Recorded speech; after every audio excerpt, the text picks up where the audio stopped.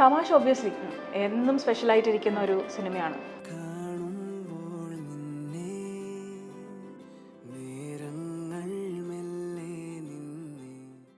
ഞാൻ അങ്ങനെ ഒരു സ്പേസ് ഉണ്ടാക്കി എടുക്കണം എന്ന് വിചാരിച്ച് വന്ന ആളെയല്ല. ഞാൻ സ്വപ്നം കണ്ട് എൻ്റെ സ്വപ്നത്തിന് വേണ്ടിയിട്ട് അതിന് പിന്നാലെ നടന്ന ആളാണ്. ആ സ്പേസ് ശരിക്കും എനിക്ക് ഉണ്ടാക്കി തരികയാണ് ചെയ്തിട്ടുള്ളത്. ഞാൻ ചെയ്തിട്ടുള്ള എല്ലാ സിനിമകളും ആ രീതിയിൽ നോക്കുകയാണെങ്കിൽ ഭയങ്കര സ്പെഷ്യൽ സിനിമകളാണ്. കാതലാണെങ്കിലും ഗോളാണെങ്കിലും I'm just living my dreams. ഞാൻ എന്തൊക്കെ സ്വപ്നം കണ്ടു അതൊക്കെ ആൾക്കാർ എന്നെ വിളിച്ച് ചെയ്യിപ്പിച്ചുകൊണ്ടിരിക്കുന്ന സമയമാണ്. എനിക്കൊരു ജീവിത പങ്കാളി വേണം, എനിക്കൊരു കമ്പാനിയൻഷിപ്പ് അത്ര അത്യാവശ്യമാണ്. ആ കമ്പാനിയൻഷിപ്പിന് ഞാൻ തിരഞ്ഞെടുക്കുന്ന ഞാൻ കണ്ട ആൾക്കാരിൽ എനിക്ക് നിങ്ങൾ ഓക്കെ ആണെന്ന് ഷിജുവിൻ്റെ അടുത്ത് പറയുന്ന ഒരു ക്യാരക്ടറാണ്. അപ്പം എന്തൊക്കെ പറഞ്ഞാലും നമ്മൾ we are a product of ആ സൊസൈറ്റി. നമ്മുടെ ഫാമിലി സാഹചര്യങ്ങൾ, വളർന്നു വരുന്ന സാഹചര്യങ്ങൾ, ചുറ്റുമുള്ള ആൾക്കാർ, സുഹൃത്തുക്കൾ ഒക്കെ ഇതിൻ്റെയൊക്കെ ഇൻഫ്ലുവൻസ് ഉള്ളൊരു പ്രോഡക്റ്റാണ് നമ്മൾ. ചുറ്റുമുള്ള കാര്യങ്ങളെക്കുറിച്ച് എപ്പോഴും അവെയർ അല്ല. ചുറ്റുമുള്ളത് ഞാൻ പറയുന്നത് എൻ്റെ ഇമ്മീഡിയറ്റ് ചില സമയത്ത് ഞാനിപ്പം താങ്കളോട് സംസാരിച്ചുകൊണ്ടിരിക്കുകയാണെങ്കിൽ ഇവിടെ എന്തെങ്കിലും നടക്കണമെങ്കിൽ ഞാൻ ചിലപ്പോൾ ശ്രദ്ധിച്ചു എന്ന് വരില്ല. അങ്ങനെ ഈ പറയുന്ന ചില സമയത്ത് നേരിട്ട് വന്ന് പറയുന്ന ആൾക്കാരുണ്ടാവും. പക്ഷേ ഈ പറയുന്നവരാരും എൻ്റെ വീട്ടിൽ ഈ പറയുന്ന ബില്ല് അടയ്ക്കുകയോ എനിക്ക് അരി വാങ്ങാൻ പൈസ ഇല്ലാത്തപ്പോൾ തരുകയോ ചെയ്യുന്ന ആൾക്കാരല്ലെന്നുള്ള ബോധ്യം എനിക്ക് പണ്ടോ ആരൊക്കെയോ തന്നതുകൊണ്ട് I try my best not to engage with that. ഹാർവിയോറ, the exclusive collection of adenium plants. ഇനി നിങ്ങളുടെ വീടിന്റെ അകത്തളങ്ങളിൽ ഹാർവിയോറ adenium plants പുഷ്പിച്ചു നിൽക്കും. വെബ്സൈറ്റ് വഴി ഓർഡർ ചെയ്ത് കഴിഞ്ഞാൽ ഇന്ത്യ എവിടെയും ഫ്രഷ് ആയി ഞങ്ങൾ adenium plants നിങ്ങളുടെ വീട്ടിൽ എത്തിച്ചു തരും. കൂടുതൽ വിവരങ്ങൾക്കായി ഹാർവിയോറ വെബ്സൈറ്റ് സന്ദർശിക്കുക.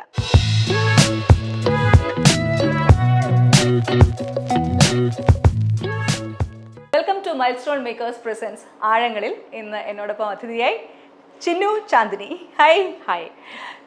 പുതിയ വിശേഷം തന്നെയാണ്. എങ്ങനെ പോകുന്നു പ്രൊമോഷൻസ് ഒക്കെ? വളരെ നന്നായിട്ട് പോകുന്നു, വളരെ സ്ട്രോങ് ആയിട്ട് പോകുന്നു. വിശേഷം റിലീസായി ഭയങ്കര ഗംഭീര അഭിപ്രായം കിട്ടി, ഒരുപാട് സ്നേഹം കിട്ടിക്കൊണ്ടിരിക്കുന്ന സിനിമയാണ്. അതോടൊപ്പം അത് ചെറിയ സിനിമ ആയതുകൊണ്ട് തന്നെ ആൾക്കാരിലേക്ക് എത്തിക്കാനായിട്ടുള്ള പ്രൊമോഷൻസും അത്രത്തോളം വേണ്ട സിനിമ കൂടിയാണ്. അപ്പോൾ അങ്ങനെ അതിൻ്റെ ഓട്ടത്തിൽ എത്തി നിൽക്കുകയാണ്. നമ്മൾ ഒരു ആർട്ടിസ്റ്റിനെ സംബന്ധിച്ചിടത്തോളം എക്സൈറ്റിംഗ് ആയിട്ടുള്ളൊരു കാര്യം എന്ന് പറയുന്നത് നല്ല നല്ല വ്യത്യസ്തമായ കഥാപാത്രങ്ങൾ നമ്മൾ തേടിയെത്തുക എന്നുള്ളതാണ്. അപ്പോൾ ഒരു അഭിനേത്രിയെ സംബന്ധിച്ചിടത്തോളം ഭയങ്കര ചലഞ്ചിങ് ആയിട്ടുള്ള, ഏറ്റവും എല്ലാവരും അസൂയോടെ കാത്തിരിക്കുന്ന ഒരു കഥാപാത്രം എന്ന് തന്നെ പറയാം ഈ ഒരു പെർട്ടിക്കുലർ സജിതയിലേക്കുള്ളൊരു യാത്ര. സജിതയിലേക്ക് എത്തിപ്പെട്ടത് കുറേ പറഞ്ഞു, പക്ഷെ എന്നാലും മൈൽസ്റ്റോണിൻ്റെ പ്രേക്ഷകർക്ക് വേണ്ടി ചോദിക്കണമല്ലോ. എന്നെ ആദ്യം സിനിമയ്ക്ക് വേണ്ടി വിളിക്കുന്നത് സൂര്യചേട്ടനാണ്, നമ്മുടെ സംവിധായകൻ സൂരജ് ടോം. അദ്ദേഹവും ആനന്ദ് മധുസൂദനും കൂടി ചേർന്നാണ് എനിക്ക് ഈ സ്റ്റോറി നറേറ്റ് ചെയ്യുന്നത്. വളരെ അവിചാരിതമായിട്ട് എനിക്ക് ഇവരെ രണ്ടുപേരെയും മുൻപ് അറിയില്ല. അപ്പോൾ ഇങ്ങനെ ഒരു സൂം കോളിൽ എനിക്കിതിൻ്റെ സ്റ്റോറി പറഞ്ഞു തന്നു. അത് കേട്ട് പകുതി ആയപ്പോൾ തന്നെ എനിക്ക് മനസ്സിലായി ഇത് നല്ലൊരു പരിപാടിയാണ്, ഇത് ഒരു കാരണം കൊണ്ടും വിട്ടുകളയാൻ പാടില്ലാത്തൊരു പരിപാടിയാണെന്നുള്ളൊരു ബോധം എനിക്ക് ആ നേരം കൊണ്ട് എത്തി. അങ്ങനെ അവർ ഫുൾ നറേറ്റ് ചെയ്തു, എനിക്ക് ഭയങ്കരമായിട്ട് ഇഷ്ടപ്പെട്ടു. അങ്ങനെയാണ് ഞാൻ ഇതിലേക്ക് എത്തിപ്പെടുന്നത്. നമ്മൾ ഈ പറഞ്ഞ പോലെ എല്ലാ ആർട്ടിസ്റ്റും കാത്തിരിക്കുന്ന വേഷം എന്ന് പറയും. ഇതുപോലെ കാത്തിരുന്ന് കിട്ടിയ മറ്റൊരു വേഷത്തിനെ പറ്റി പറയുവാണെങ്കിൽ ഏതായിരിക്കും ഇതുവരെ ചെയ്തിട്ടുള്ളതിൽ? തമാശ ഒബ്വിയസ്ലി എന്നും സ്പെഷ്യലായിട്ടിരിക്കുന്ന ഒരു സിനിമയാണ്. എനിക്ക് തോന്നുന്നു ഞാൻ ചെയ്തിട്ടുള്ള എല്ലാ സിനിമകളും ആ രീതിയിൽ നോക്കുകയാണെങ്കിൽ ഭയങ്കര സ്പെഷ്യൽ സിനിമകളാണ്. കാതലാണെങ്കിലും ഗോളാണെങ്കിലും ജാക്സൺ ആണെങ്കിലും ഒക്കെ എനിക്ക് ഒരുപാട് ഇഷ്ടപ്പെട്ട സിനിമകളും ഒരുപാട് ഇഷ്ടപ്പെട്ട കഥാപാത്രങ്ങളുമാണ്. വിശേഷം ആ പേര് പറയുന്നത് പോലെ തന്നെ വിശേഷം ഒന്നും ആയില്ലേ എന്നുള്ള ചോദ്യം, അല്ലെങ്കിൽ അത്തരത്തിൽ ഉള്ള കുറച്ച് ചോദ്യങ്ങളെ കുറിച്ച് പറഞ്ഞു പോകുന്ന ഒരു സിനിമയാണ്. അപ്പം അതിപ്പോൾ കല്യാണം കഴിഞ്ഞവർക്കാണെങ്കിൽ വിശേഷമായില്ലേ എന്നുള്ള ചോദ്യമാണ്, കല്യാണം കഴിയാത്തവർക്ക് കല്യാണം ആയില്ലേ എന്നുള്ള ചോദ്യം, ജോലി ആയില്ലേ, അങ്ങനെ ചോദിക്കുന്നവന് അതുകൊണ്ട് യാതൊരു ഗുണവും ഇല്ലാത്ത, കേൾക്കുന്ന ആൾക്ക് പ്രത്യേകിച്ച് സുഖകരമല്ലാത്ത കുറച്ച് ചോദ്യങ്ങളുണ്ടല്ലോ നമ്മുടെ സമൂഹത്തിൽ. അത് കേൾക്കുന്ന ആൾക്കാർ പുറത്ത് ഇടാത്തൊരു ഒരു ഭയങ്കര ഇൻവിസിബിൾ ആയിട്ടുള്ളൊരു പ്രഷർ ഇടുന്ന ചോദ്യമാണ്. അപ്പോൾ ആ ചോദ്യത്തെയും അതിനെ ചുറ്റിപ്പറ്റി കുറച്ച് നർമ്മത്തിൽ ചേർത്ത് കുറച്ച് കാര്യങ്ങൾ സിനിമ പറഞ്ഞു പോകുന്നുണ്ട്. അതോടൊപ്പം രണ്ടാം വിവാഹത്തിൽ കയറുന്ന രണ്ടുപേര് പല കാരണങ്ങളാൽ ആദ്യത്തെ വിവാഹം വർക്കായില്ല. എന്നിട്ട് ഇനി പ്രത്യേകിച്ച് സജിതയുടെ ക്യാരക്ടർ എന്നൊക്കെ പറയുന്നത് ഇത്രയും നാൾ എനിക്ക് പ്രത്യേകിച്ച് കൺട്രോൾ ഇല്ലാണ്ടാണ് എൻ്റെ ജീവിതം പൊയ്ക്കൊണ്ടിരുന്നത്. പക്ഷെ ഇനി ഞാൻ തീരുമാനിക്കുന്ന എൻ്റെ ജീവിത കമ്പാനിയൻ, എനിക്ക് ആഗ്രഹമുള്ള എൻ്റെ കൂടെയുള്ള കമ്പാനിയനെ തിരഞ്ഞെടുക്കാനും എൻ്റെ ജീവിതം എങ്ങനെ വേണം എന്നുള്ള തീരുമാനം എൻ്റെ കയ്യിലായിരിക്കണം എന്ന വളരെയധികം ആഗ്രഹമുള്ള ഒരു കഥാപാത്രമാണ് സജിത. അപ്പോൾ അങ്ങനെ സംസാരിച്ചു പോകുന്നുണ്ട്. ഷിജു ഭക്തൻ എന്ന് പറയുന്നത് ഒരു ഓർഗാനിക് കർഷകനും മോട്ടിവേഷൻ സ്പീക്കറുമാണ്. എന്നാൽ അദ്ദേഹത്തിൻ്റെ ജീവിതത്തിൽ യാതൊരു മോട്ടിവേഷനും ഇല്ല താനും. അപ്പോൾ അദ്ദേഹത്തിൻ്റെ ലൈഫിലേക്ക് ഒരു അദ്ദേഹത്തിൻ്റെ പേഴ്സണൽ മോട്ടിവേഷനായിട്ട് വന്നിരിക്കുന്ന ഒരു കഥാപാത്രമാണ് സജിത. അവർ ചേർന്നുണ്ടാക്കുന്ന ഒരു ബ്യൂട്ടിഫുൾ കോംബോ ഉണ്ട്. ആ കപ്പിൾസിൻ്റെ ഇടയിൽ മാത്രം കണ്ടുവരുന്ന ഒരു പ്രൈവറ്റ് സ്പേസും സ്നേഹവും ബഹുമാനവും ആ പറയുന്ന proper equality in A relationship അതിനെ പറഞ്ഞു പോകുന്നുണ്ട് സിനിമ. പിന്നെ ഇതെല്ലാം കഴിഞ്ഞെത്തുന്നത് കമ്പാനിയൻഷിപ്പ് ആയി ഇനി അടുത്ത കുഞ്ഞ് വേണം എന്ന് ആഗ്രഹിക്കുന്ന ഒരു കപ്പിൾ പോകേണ്ട വഴികൾ, അതിനെക്കുറിച്ചും സിനിമ സംസാരിച്ചു പോകുന്നുണ്ട്. അപ്പോൾ ഒരു വാസ്റ്റ് അറേ ഓഫ് കാര്യങ്ങൾ സംസാരിക്കുന്നുണ്ട്. അതിൽ ചിലവർക്ക് എല്ലാം വർക്കാവും, ചിലവർക്ക് എല്ലാം ഇതെൻ്റെ കഥയാണെന്ന് തോന്നും, ചിലർക്ക് ഇതെൻ്റെ കഥയാണ് അതെൻ്റെതല്ല.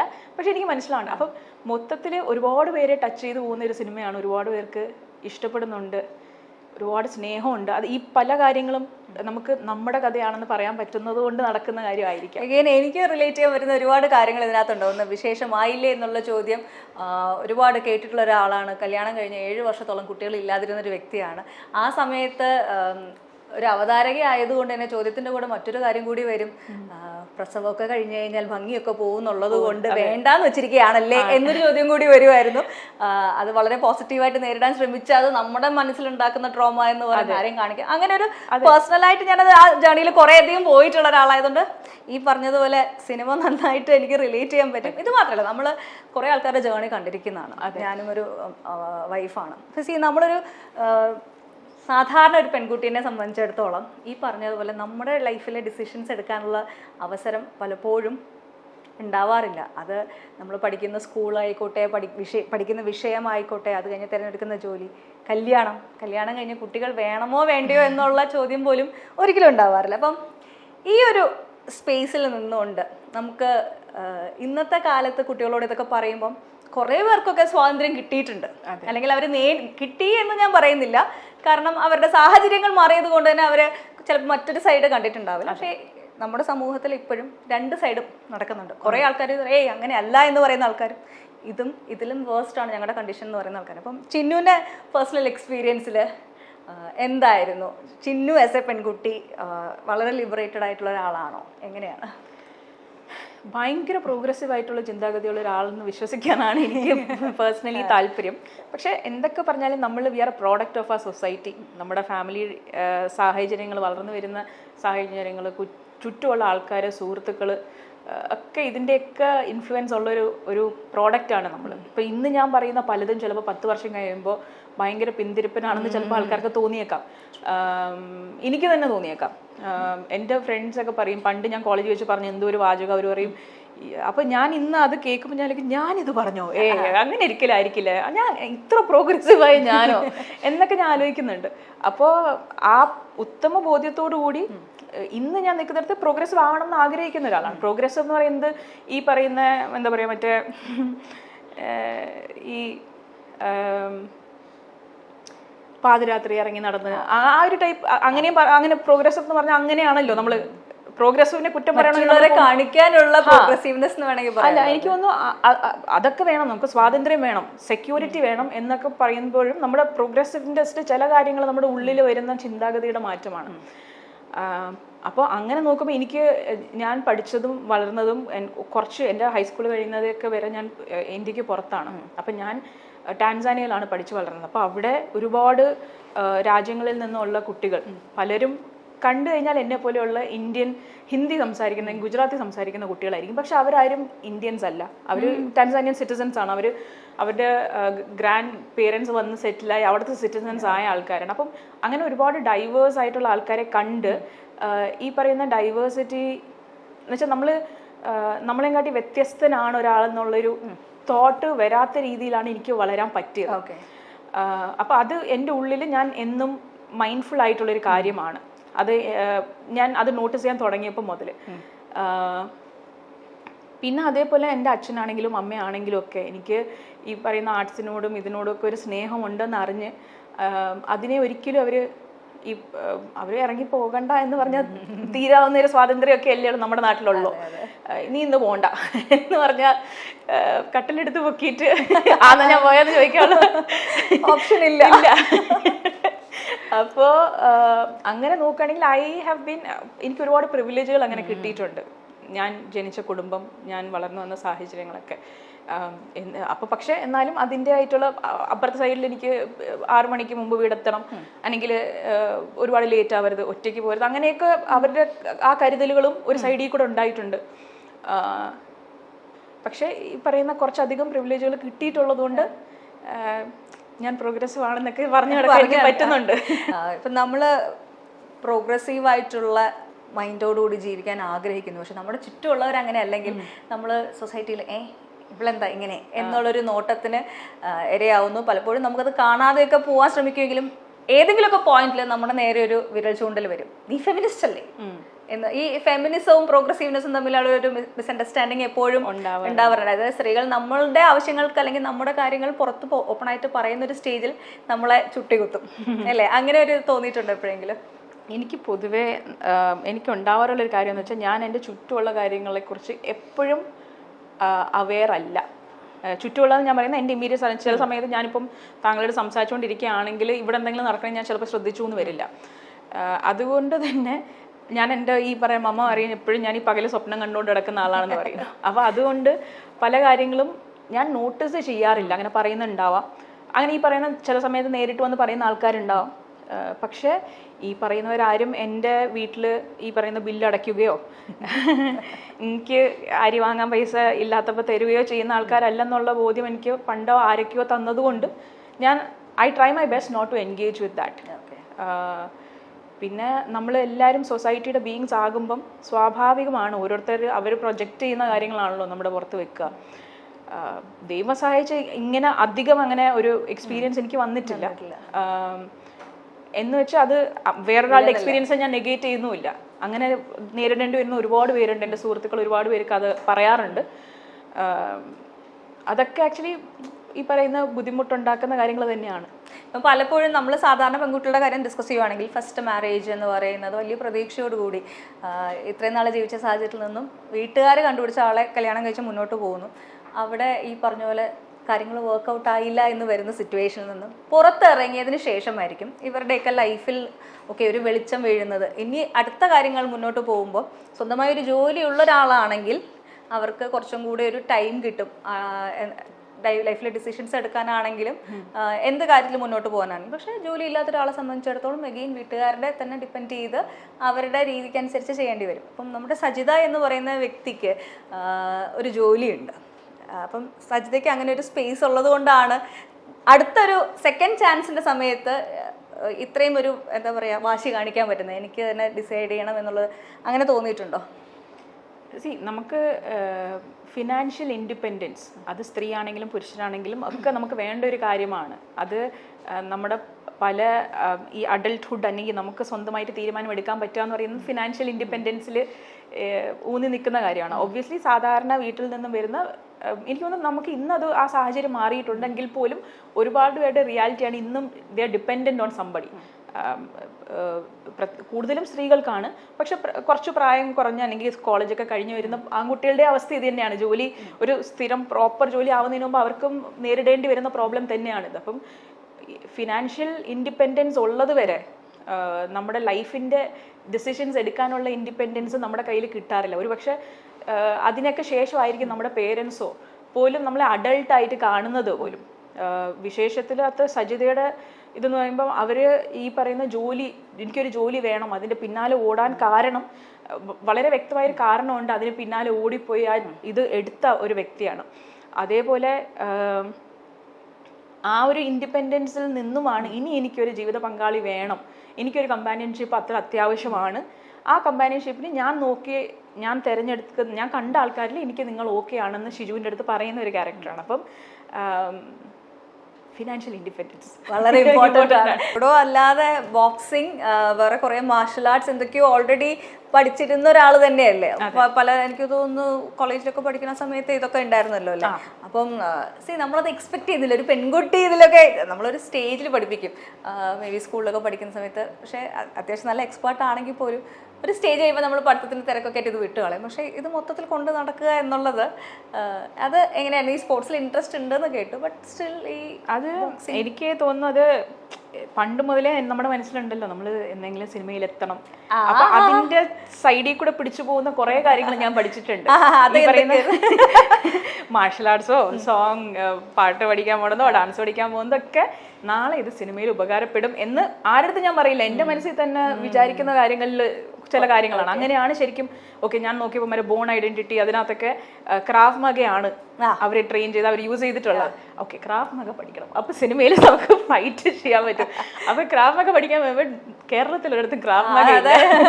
അപ്പൊ അങ്ങനെ ബോംബെയിൽ ഒരു എൽറോയ് വാസന്റെ സാറുണ്ട്, അദ്ദേഹം ഇടയ്ക്ക് അപ്പൊ അദ്ദേഹം പറഞ്ഞു നിങ്ങൾ ട്രിവാൻഡ്രത്ത് നിങ്ങൾ ഇത് സെറ്റ് ചെയ്യും. അങ്ങനെ സെറ്റ് ചെയ്തു. വന്ന് അദ്ദേഹം ഒന്ന് ഒരു ദിവസം ലൈക്ക് മറ്റേ വീക്കെൻഡ് ക്ലാസ്സുകൾ, പിന്നെ അദ്ദേഹം ബാംഗ്ലൂർ, ഗോവ, ബോംബെയിലൊക്കെ ക്ലാസ് ഉള്ളപ്പോൾ വിളിക്കും. അപ്പം ഇതിനു വേണ്ടി ഞാൻ പോകും ഇത് പഠിക്കാൻ.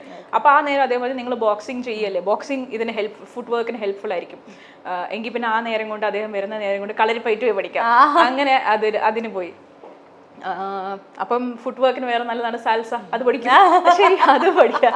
അപ്പൊ അങ്ങനെ ഞാൻ കുറെ സാധനങ്ങൾ പോയി ഇതെന്ന് വെച്ചാൽ എന്തെങ്കിലും സിനിമയിൽ എവിടെയെങ്കിലും ഉപകാരപ്പെടുമല്ലോ എന്നുള്ള ആരടുത്തും പറയാത്ത സ്വപ്നത്തിൽ ഞാൻ പോയിക്കൊണ്ടിരുന്ന കുറെ കാര്യങ്ങളുണ്ട്. അത് വളരെ പെട്ടെന്ന് തന്നെ, അതായത് കരിയറിന്റെ ഒരുപാട് വർഷങ്ങൾ കഴിയുമ്പോഴേക്കും ഒരുപക്ഷെ ഒരു ആക്ട്രസിനെ സംബന്ധിച്ചിടത്തോളം ഇതൊക്കെ പുറത്തെടുക്കാനുള്ള ഒരു അവസരം കിട്ടുന്നത് ചിലർക്ക് കിട്ടാറേ ഇല്ല. പക്ഷേ എനിക്കൊന്ന് ഇനീഷ്യൽ സ്റ്റേജിൽ തന്നെ ചിന്നുവിനത് കിട്ടി. ആൻഡ് ഐ തിങ്ക് ജനറലി നമ്മൾ ആക്ച്വലി ഇപ്പം ജയ ജയ ഹേയില് ദർശനം ചെയ്തത്, ഗോദയില് ഉള്ളത്, അപ്പൊ അതൊക്കെ നമ്മൾ ഓർത്തിരിക്കാൻ ഒരു കാരണം കൂടി നമ്മൾ എക്സ്പെക്ട് ചെയ്യാത്തൊരു സാധനം ബ്രേക്ക് ആവുമ്പോഴാണല്ലോ നമുക്കത് ഭയങ്കര സ്പെഷ്യൽ ആവുന്നത്. അപ്പൊ അങ്ങനെ ഇപ്പൊ ആക്ച്വലി ഫിലിം മേക്കേഴ്സും ചെയ്യുന്നുണ്ട്, ഓഡിയൻസ് അതിന് ഓക്കെ ആണെന്നുള്ളതാണ്. ഓക്കെ, നമ്മുടെ നായിക സങ്കല്പമുണ്ട്, നായിക എങ്ങനെയൊക്കെ ആയിരിക്കണം എന്നുള്ളത്. അത് പ്രേക്ഷകനുണ്ട്, പ്രേക്ഷകരെക്കാൾ കൂടുതൽ സിനിമയ്ക്ക് അകത്തുള്ളവരുമുണ്ട്.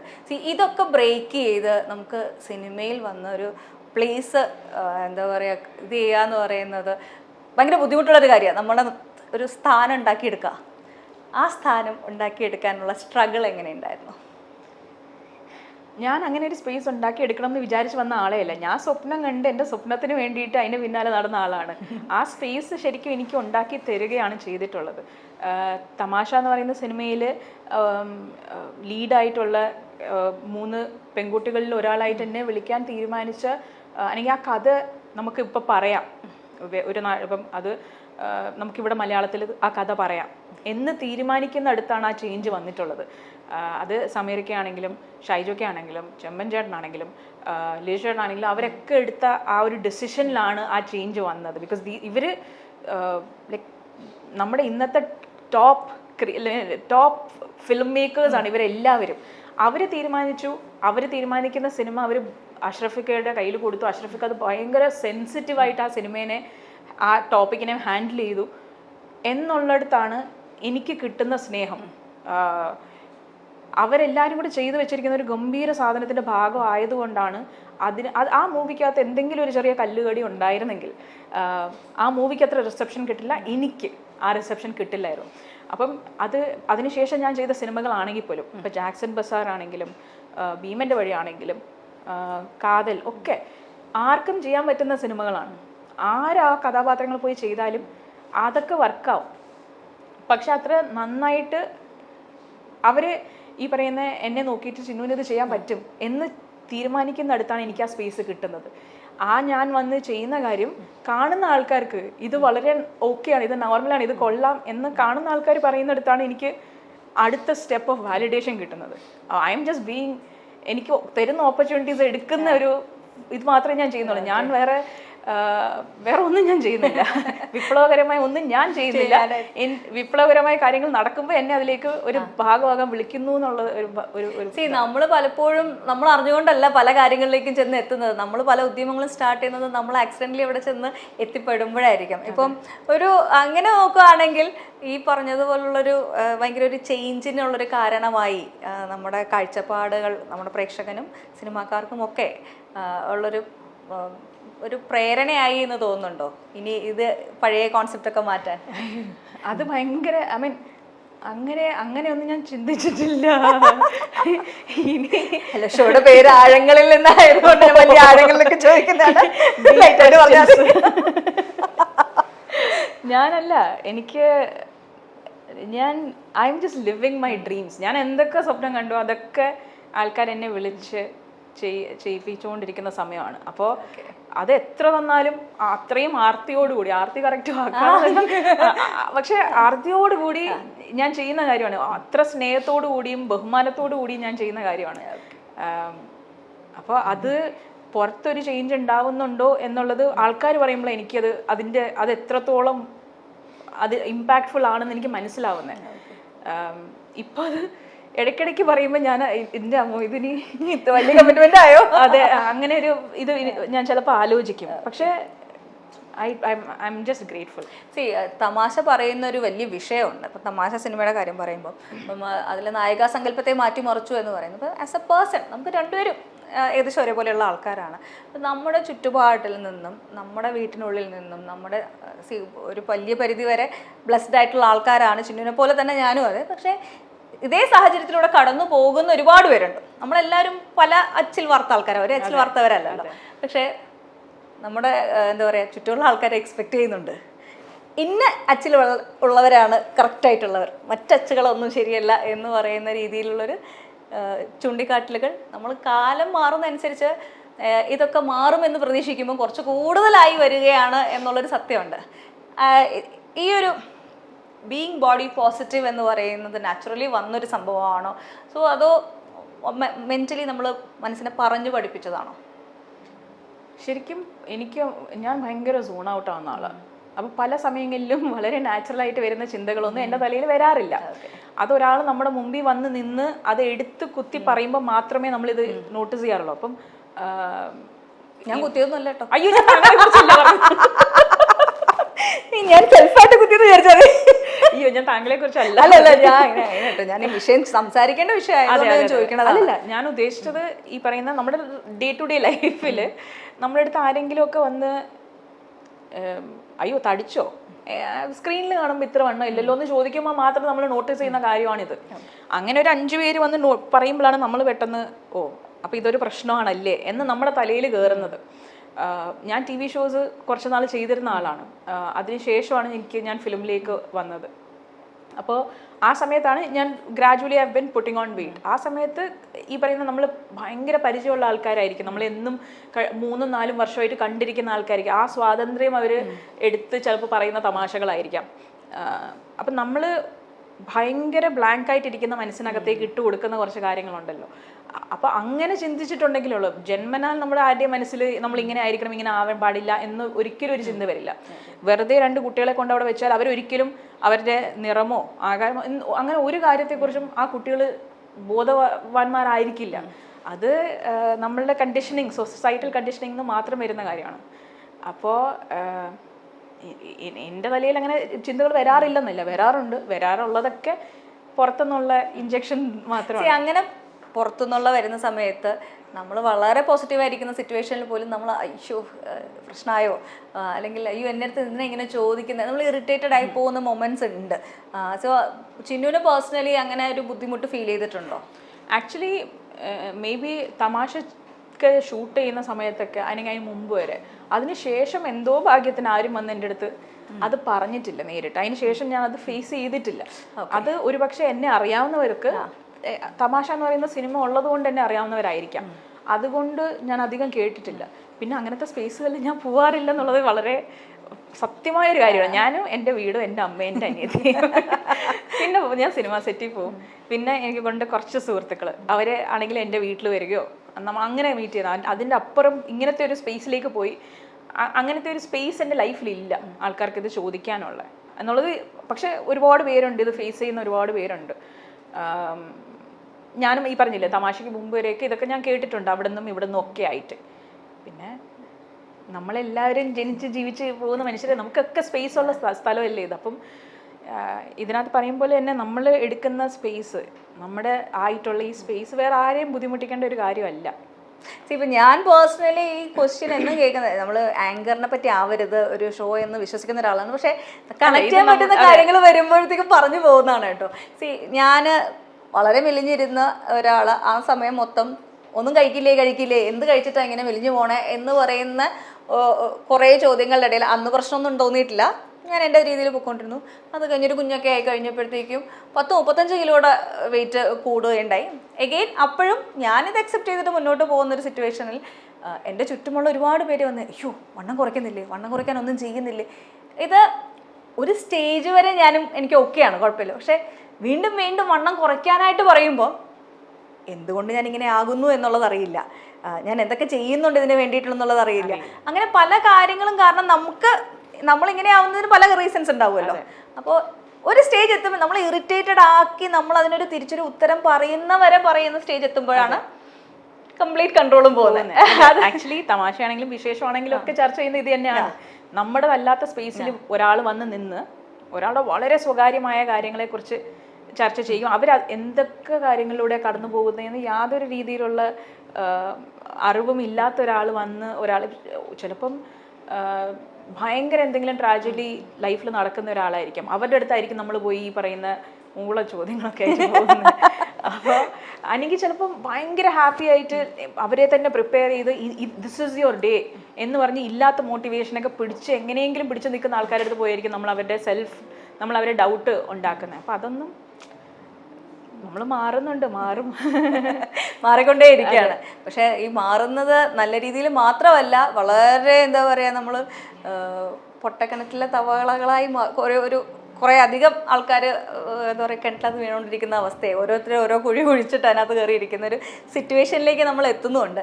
ഈ വിശേഷം എന്ന് പറയുന്ന സിനിമയിലേക്ക് എത്തുമ്പോഴും നമ്മൾ പറയുന്ന മെയിൻ ഒരു വിഷയം IVF അല്ലെങ്കിൽ ഒരു ഇൻഫെർട്ടിലിറ്റി ട്രീറ്റ്മെൻറ്റിനെ പറ്റിയിട്ടുള്ളൊരു വിഷയമാണ്. ആസ് എ കപ്പിൾ ഒരുപാട് പേര് പല കാരണങ്ങൾ കൊണ്ട് അങ്ങനത്തെ സിറ്റുവേഷൻസിലൂടെ കടന്നു പോകുന്നുണ്ട്. ഇവരുടെ ഭാര്യയുടെ ഒരു ഇമോഷണൽ സിറ്റുവേഷൻ മറ്റൊന്നും, ഭർത്താവിൻ്റെ മറ്റൊന്നും ആവാം. അപ്പം ഒരു ക്യാരക്ടർ ചെയ്യുന്ന സമയത്ത് അതൊരു പ്രേക്ഷകരിലേക്ക് കൺവേ ചെയ്യാനായിട്ട് ചിന്നു നടത്തിയ പ്രിപ്പറേഷൻസ് എങ്ങനെയൊക്കെയായിരുന്നു? ആക്ച്വലി എനിക്ക് ഞാൻ എൻ്റെ പ്രായത്തിനും എക്സ്പീരിയൻസിനും അപ്പുറം കുറേ കാര്യങ്ങൾ നിൽക്കുന്ന ഒരു കഥാപാത്രമാണ് സജിതയുടേത്. അപ്പോൾ അതുകൊണ്ട് തന്നെ നമ്മൾ ഈ ചെയ്യുന്ന കാര്യം ഭയങ്കര സെൻസിറ്റീവായിട്ട് ഒരുപാട് പേർക്ക് കണക്റ്റ് ആകാൻ പറ്റുന്ന ഒരു കാര്യമാണെന്നുള്ള വളരെ ബോധം എനിക്കുണ്ടായിരുന്നു. അപ്പോൾ അതുകൊണ്ട് തന്നെ ആനന്ദേട്ടൻ്റെ സ്ക്രിപ്റ്റ് അത്ര ഡീറ്റെയിൽഡ് ആയിട്ട് അവർ പ്രോപ്പറായിട്ട് ഇതിനെക്കുറിച്ച് പഠിച്ച് ചെയ്തിട്ടുള്ളൊരു ഒരു സ്ക്രിപ്റ്റാണ്. സൂര്യചേട്ടനാണെങ്കിലും നമ്മൾ എന്തുമാത്രം സെൻസിറ്റിവിറ്റിയോടുകൂടി ഇത് ചെയ്യണം എന്നുള്ള, അല്ലെങ്കിൽ അത് എത്ര മീറ്റർ പിടിക്കണം എന്നൊക്കെ ഉള്ള ഒരു സ്പേസിൽ നിൽക്കുന്ന ഒരു എന്താ പറയുക, രണ്ട് ഫിലിം മേക്കേഴ്സാണ് ഇവർ രണ്ടുപേരും. അപ്പോൾ ഈ ഇൻപുട്സിൻ്റെ പുറത്താണ് ഞാൻ ഈ ക്യാരക്ടറിനെ ബേസ് ചെയ്തിട്ടുള്ളത്. എനിക്കറിയാവുന്നതും അല്ലാത്തതുമായിട്ടുള്ള ഒരുപാട് ആൾക്കാരുടെ ഞാൻ സംസാരിച്ചിട്ടുണ്ട്, അവരുടെ എക്സ്പീരിയൻസ് മനസ്സിലാവാൻ വേണ്ടിയിട്ട്. ആൻഡ് ഐ ഓൾസോ ഫീൽ ഇതിനകത്ത് എനിക്ക് കുറച്ചും കൂടെ ഇതായിട്ടുള്ള കാര്യം എന്ന് പറയുന്നത്, ഈ ഒരു ഇഷ്യൂ ഒരു കപ്പിളിൻ്റെ ഇഷ്യൂ ആണ്. അതായത് ഷിജുവിനും സജിതയ്ക്കും രണ്ടുപേർക്കും ഒരുപോലെ അവരെ ബാധിക്കുന്ന ഒരു പ്രശ്നമാണ്. സജിതയ്ക്ക് അതിനകത്ത് ഒരു എക്സ്ട്രാ ലെയർ ഉണ്ട്, കാരണം ഹോർമോണൽ ആയിട്ടുള്ള കുറേ കാര്യങ്ങൾ നടക്കുന്നുണ്ട്. ഒരു എക്സ്ട്രാ ലെയർ ഓഫ് എന്താ പറയുക ഡിസ്കംഫർട്ട് അതിനപ്പുറം നിൽക്കുന്ന ഒരു ഇമോഷൻ സജിതയ്ക്കുണ്ട്. പക്ഷെ ഇത് ഇവരുടെ രണ്ടുപേരുടെയും പ്രശ്നമാണ് എന്നുള്ള രീതിയിലാണ് മൂവി ഇതിനെ ട്രീറ്റ് ചെയ്തിട്ടുള്ളത്. എന്ന് വെച്ചാൽ ഇവരുടെ പ്രശ്നം എന്നല്ല, ഇവർ ഫേസ് ചെയ്യേണ്ട പ്രശ്നം. അത് ഇവർ രണ്ടുപേരും സെപ്പറേറ്റ് അല്ല, ഇവർ രണ്ടുപേരും ഒരു യൂണിറ്റ് ആണ്. ആ യൂണിറ്റിനെ ബാധിക്കുന്ന പ്രശ്നമാണ്. അപ്പോൾ it is them versus the problem ഇവർ എന്നുള്ള അതെ ആ ഒരു സംഭവം അവിടെ ഉണ്ടായിരുന്നത് കൊണ്ട് തന്നെ എനിക്ക് ലീൻ ചെയ്ത് നിൽക്കാനായിട്ടൊരു പ്രിമൈസ് ഉണ്ട്. അപ്പോൾ അതൊക്കെയാണ് ആക്ച്വലി ഈ ക്യാരക്ടറിനെ മോൾഡ് ചെയ്യാൻ ഞാൻ യൂസ് ചെയ്തിട്ടുള്ളത്. ഓക്കെ, നിങ്ങൾക്ക് എത്ര സമയം ഉണ്ടായിരുന്നു ഈ ക്യാരക്ടർ ഡെവലപ്പ് ചെയ്ത് ഒന്ന് മെൻ്റലി പ്രിപ്പയർഡ് ആവാനായിട്ട്? ശരിക്കും എൻ്റെ അടുത്ത് സ്ക്രിപ്റ്റ് നറേറ്റ് ചെയ്തൊരു 3-4 മന്ത്സിൽ നമ്മൾ ഷൂട്ട് ചെയ്തു. അപ്പോൾ ആ 3-4 മന്ത്സിൽ സൂര്യചേട്ടനാണെങ്കിലും അനന്തേട്ടനാണെങ്കിലും എനിക്ക് അവർ ചേഞ്ചസ് വരുത്തുന്ന ഡ്രാഫ്റ്റ് എനിക്ക് അയച്ചു തന്നു. അതിനെക്കുറിച്ച് സംസാരിച്ചിട്ടുണ്ട്. പിന്നെ നമ്മൾ ഷൂട്ട് തുടങ്ങിയ ശരിക്കും ഒരു 2 days എന്തായാലും നമ്മൾ എടുക്കും. നമുക്ക് ക്യാരക്ടറിൻ്റെ ഒരു സ്പേസ് മനസ്സിലാക്കാനും നമ്മൾ ചെയ്യുന്നത് ഡയറക്ടറിന് ഓക്കെ ആണോ എന്ന് മനസ്സിലാക്കാനും ഒക്കെ. നമ്മൾ ഷൂട്ട് ചെയ്യുന്ന സമയത്ത് സൂര്യചേട്ടൻ ഇപ്പോൾ ചില കാര്യങ്ങൾ സൂര്യചേട്ടൻ ഭയങ്കരമായിട്ട് ഇഷ്ടപ്പെടുന്നുണ്ടാവും, ചിലത് അദ്ദേഹം പറയും നമുക്കൊന്ന് മാറ്റി ഇങ്ങനെ എന്തെങ്കിലും ചെയ്താൽ കൊള്ളായിരിക്കും എന്ന്. പിന്നെ അതേപോലെ നമ്മുടെ കെമിസ്ട്രി വർക്ക് ആവണം. പിന്നെ നമ്മൾ ഷൂട്ട് ചെയ്യുന്നത് റൈറ്ററിൻ്റെ കൂടെ ആണെന്നുള്ളത് കൊണ്ട് ഞാൻ കുറേ ക്വസ്റ്റ്യൻസ് ആനന്ദേട്ടൻ്റെ അടുത്ത് ചോദിക്കുമായിരുന്നു. അപ്പോൾ അങ്ങനെ തന്നെ അത് ഭയങ്കര യൂസ്ഫുൾ ആയിട്ടുണ്ടായിരുന്നു. നമ്മൾ ഇത്രത്തോളം ഒരു ക്യാരക്ടറിനെ കുറിച്ച് ഗിവ് ആൻഡ് ടേക്ക് എപ്പോഴും നമ്മൾ ഇവരുടെ മോട്ടിവേഷൻസിനെ ഇതിനെക്കുറിച്ച് ചർച്ച ചെയ്തുകൊണ്ടിരിക്കാൻ പറ്റുന്ന എല്ലാ സെറ്റിലും പറ്റിയെന്ന് വരില്ല. കാരണം writer will also be busy with പല കാര്യങ്ങളും. ചില സമയത്ത് റൈറ്റർ സെറ്റിൽ ഉണ്ടാവണം എന്ന് പോലും ഇല്ല. അങ്ങനെ ഫോർ എക്സാമ്പിൾ കാതലിൽ അങ്ങനെയായിരുന്നു, റൈറ്റേഴ്സിന്റെ ഒരുപാട് ഇൻപുട്സ് ഉണ്ടായിരുന്നു. അതേപോലെ തന്നെയാണ് വിശേഷത്തുകൾ.